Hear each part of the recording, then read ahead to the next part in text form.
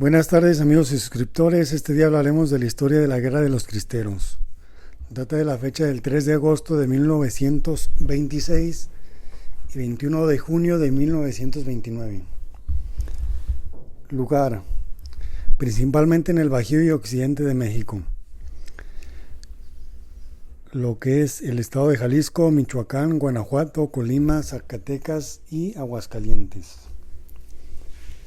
Una de las principales características era el famoso Viva Cristo Rey, Viva Santa María de Guadalupe. Las causas principales: todo nació de la tensión entre el Estado de la Revolución y la Iglesia Católica.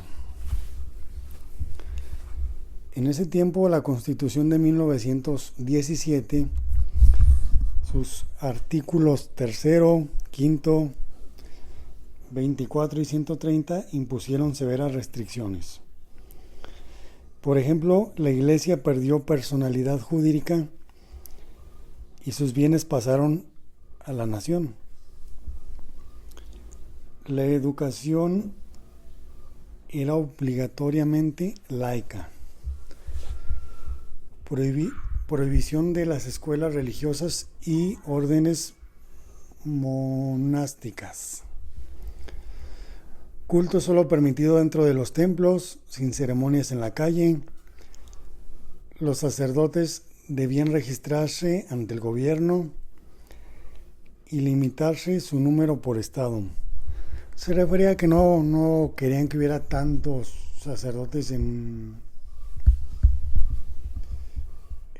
todo México, literalmente. Ley Calles. En 1926 el presidente Plutarco Elías Calles decidió aplicar estas normas con dureza. La clausura de iglesias, expulsión de sacerdotes extranjeros y cárcel a quien desobedecía. La jerarquía católica declaró no reconocer esas normas y suspendió el culto público en todo el país el 1 de agosto de 1926, lo que desató la violencia. El desarrollo del conflicto fue por el levantamiento al no encontrar una solución pacífica. En este caso, los campesinos, artesanos y fieles se alzaron en armas, organizados en la Liga Nacional Defensora de la Libertad Religiosa. Al principio eran grupos dispersos, eran unos cuantos. Luego se unieron bajo el nombre de Ejército Cristero. Liderazgo: rescataron jefes como Enrique Gorostieta, era un exoficial federal. Pedrosa y Valentín de la Cruz. Y figuras civiles como Anacleto González Flores. Este último la mayoría ha escuchado sobre él, o en algún momento de la historia. Forma de combatir: los cristeros usaron la guerra de guerrillas en zonas montañosas, emboscadas y ataques rápidos, mientras que el ejército federal respondía con represalias severas, ejecuciones, destrucción de pueblos y persecución de sacerdotes. Se estima que entre 200,000 y 250,000 muertos entre combatientes, civiles y víctimas de la represión. Otros cuantos miles huyeron a Estados Unidos. Hubo muchísimos mártires, hubo varios canonizados después por la iglesia. Pero después de todos estos conflictos y de toda la lucha estos tantos años, al fin llegó el término de la guerra y un acuerdo. La guerra se detuvo gracias a la mediación del embajador de Estados Unidos, Dick Morrow, entre el gobierno de Emilio Portes Gil y los obispos mexicanos. Los acuerdos no llegarían hasta junio de 1929.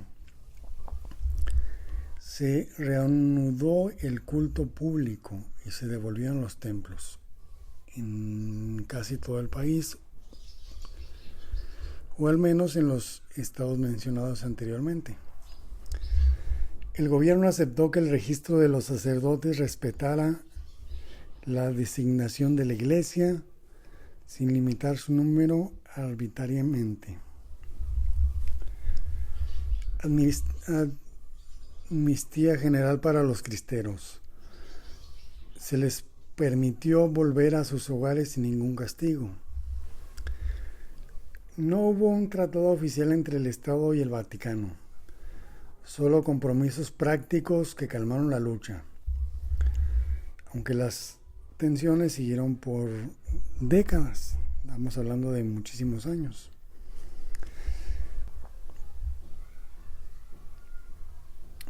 Un poco favorables y desfavorables, que más bien fueron desfavorables. Marcó un antes y un después en la relación Iglesia-Estado aquí en México. Fortaleció la identidad católica en el campo y el occidente del país. Muchas familias quedaron rotas y regiones empobrecidas. Si de por sí en ese tiempo hubo un poco de escasez hambruna, más aparte súmele una guerra que era propia del país. Muchas familias quedaron huérfanas, sin padres, sin hijos, sin hermanos.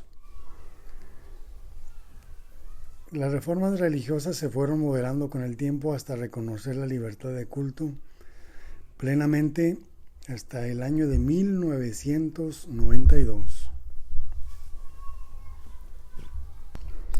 Las mujeres tuvieron un papel muy importante en esta guerra, cabe recalcar, porque mientras los hombres combatían en las montañas, miles de mujeres de los pueblos hicieron una labor indispensable que casi no se cuenta en los libros. Formaron la Brigada de las Hijas de Guadalupe.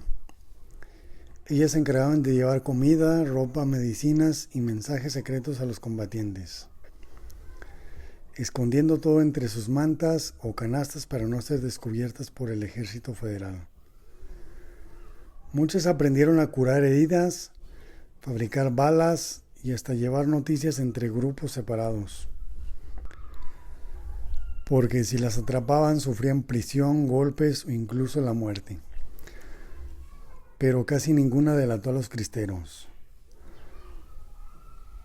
Aquí destacaría un caso muy importante de alguien que se llamaba María de la Cueva, quien recorrió cientos de kilómetros a caballo para coordinar grupos, y niñas de apenas 12 o 14 años que arriesgaron su vida por la fe. Aquí voy a agregar un dato importante y un dato clave. La mayoría de los combatientes eran campesinos sencillos sin experiencia militar, que iban a la guerra con sus sombreros de palma, huaraches y rifles viejos y oxidados. No solo era por defender lo que creían y no permitir que les prohibieran rezar en sus iglesias. Eran que estaban luchando por su fe. Espero les guste la historia. No olviden suscribirse, dejar su like, su comentario y alguna historia que les agrade escuchar. Esta historia va para la señora Delia, que fue la que me la pidió.